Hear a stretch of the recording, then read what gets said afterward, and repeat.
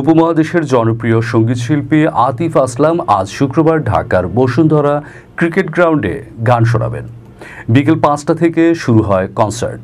বৃহস্পতিবার বিকেলের ফ্লাইটে ঢাকায় এসেছেন আতিফ। এই কনসার্টটির আয়োজন করেছে ব্লুজ কমিউনিকেশন।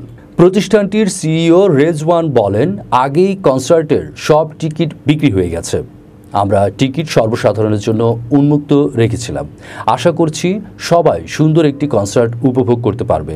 এর আগে আতিফ তার ভেরিফাইড ফেসবুকে 12 সেকেন্ডের একটি ভিডিও শেয়ার করেছিলেন। ভিডিওতে দেখা গিয়েছিল নিজের ছবি যুক্ত করে ছবির ওপরে লেখা, বাংলাদেশ চলো একসঙ্গে সঙ্গীত উপভোগ করি। প্রিয় গায়কের এমন পোস্টে অসংখ্য দর্শক উচ্ছ্বাস প্রকাশ করেছেন। প্রিয় শিল্পীকে নিজ চোখে দেখার, তার গলায় সামনে থেকে গান শোনার জন্য অধীর আগ্রহে অপেক্ষা করছেন ভক্তরা। জানা গেছে শনিবার ফিরে যাবেন এই সঙ্গীতশিল্পী। আতিফ আসলামের আগে 2013 সালে বিপিএলের উদ্বোধনী অনুষ্ঠানে পারফর্ম করতে ঢাকা এসেছিলেন। দীর্ঘ 11 বছর পর আবারও ঢাকায় পা রাখলেন জনপ্রিয় এই গায়ক। চলতি বছরই তিনি সঙ্গীত ক্যারিয়ারে 20 বছর পূর্ণ করবেন। সুরের জাদুকর আতিফ আসলামের জনপ্রিয়তা দেশ ছাড়িয়ে।